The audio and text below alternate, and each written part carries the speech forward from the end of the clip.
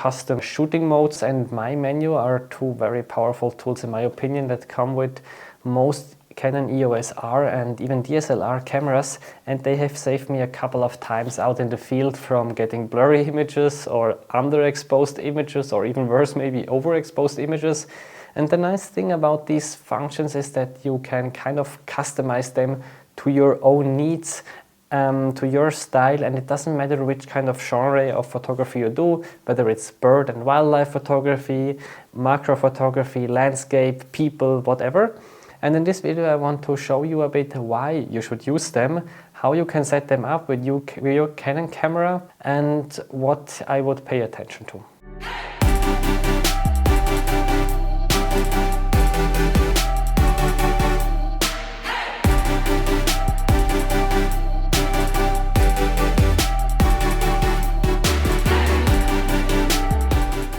Let's start with the individual shooting modes.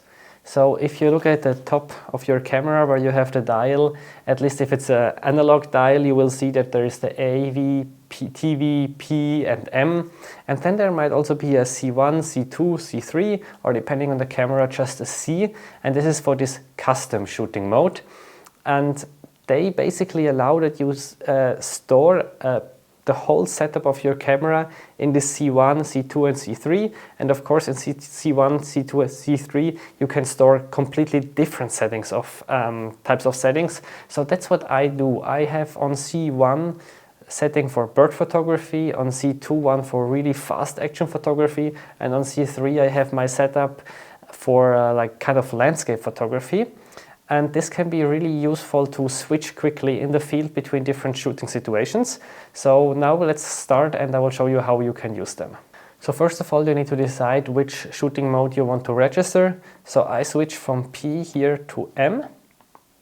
And then I can go basically change all the settings I want. So let's take the example of before. I want to save some for bird photography. So I might change the shutter speed. I might put some a different ISO. I can go to the menu and change the image quality here to whatever I prefer.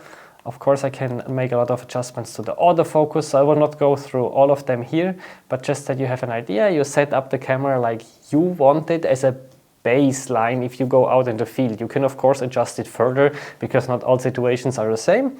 But let's say you have now a set of settings that you are quite happy with and you want to save them like as your starting point.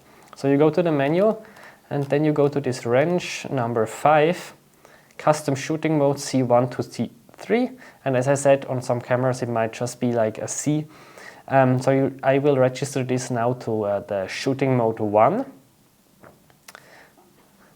Now I want to register something in C2. Let's say I will do something for landscape photography. So maybe I have a longer shutter speed. I decrease my aperture, put a smaller value. Maybe I want to switch the file format now to RAW because I don't take so many pictures. And probably I want to change the autofocus and much more, but just to give you an idea. So now I can register this to C2. Basically the same as we did it before. And if I now go to C1, you can see we have the bird settings from before, and on C2 these landscape settings. And if I now am out in the field, I might change something here. Maybe it's a bit brighter, so I put a shorter shutter speed. Maybe I want to change the white balance a bit. That works all well. And then suddenly I see a bird, so I switch to C1. And take some pictures, switch back to C2, and you can see now the settings are back to what we dialed in a bit before. So it didn't update our settings. So in this case, what you need to do if you want to change the settings is register the new settings by going in the custom shooting mode here again, register settings and update them like this. For me, this is a bit annoying. I prefer if the camera automatically updates them. Because as I demonstrated you, sometimes I switch between different settings, or sometimes I might just take some bird pictures and then I realize the bird is maybe a bit too far away. I use a tele-extender or I shut down the camera for whatever reason for a few seconds, and as soon as you shut it down or you switch the shooting mode, it will actually restore it to the settings you saved first. So what I'm going to do now is change this behavior here. I go to custom shooting mode, and then here automatically update settings. I will enable this, and I quickly can demonstrate it to you. If I now dial in a 500th here, I go back to C1 and back to C2, it stayed at this value. And for me, this works just way better, because as I said, this here, that's just a starting point also for the bird photography example. In the field, in 99.9% of the time, I still need to adjust it. And then once I adjust it, I might keep it for a few hours, or at least keep it a bit more in this ballpark. So I prefer if the camera automatically updates this. So for me, that's really nice to save like settings for different scenarios or types of shootings.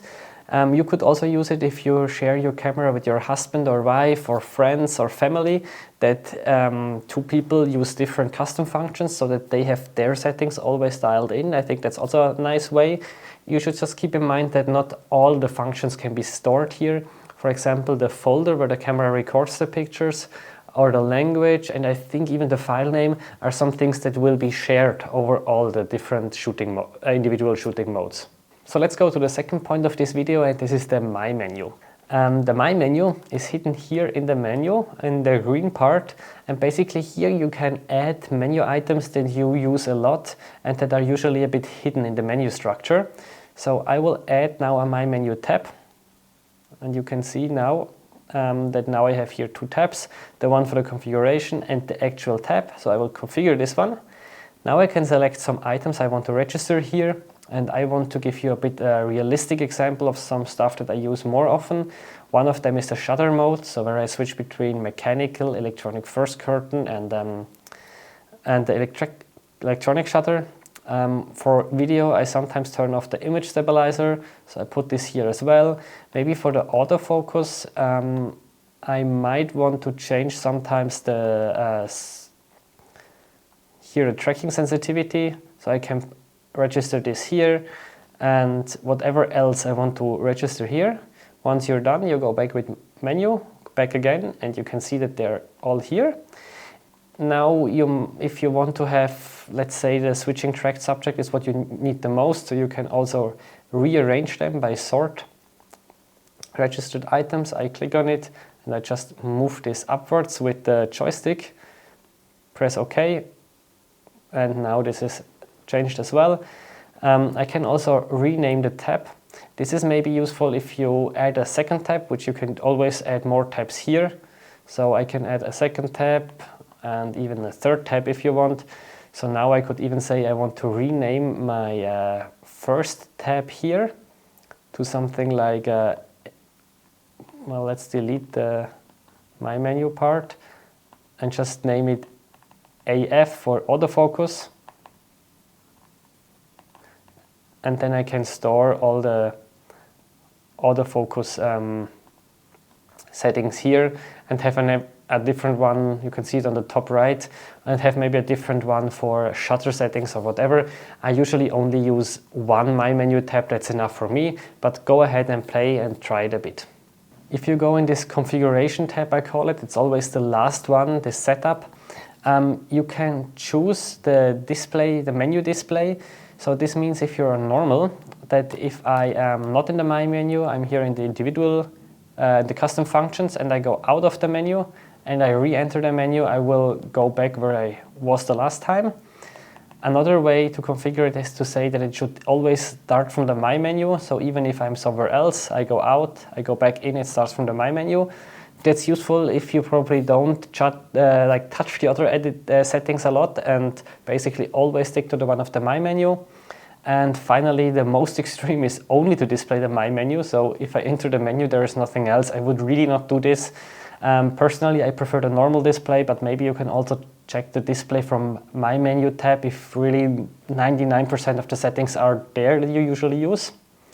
And I think that's it for the My menu. One important remark is that the My menu configuration is shared through all the custom shooting modes. So C1, C2, C3, they all have the same My menu setup. So let's assume you now spent quite some time to register these individual shooting modes, the My menu, maybe even more.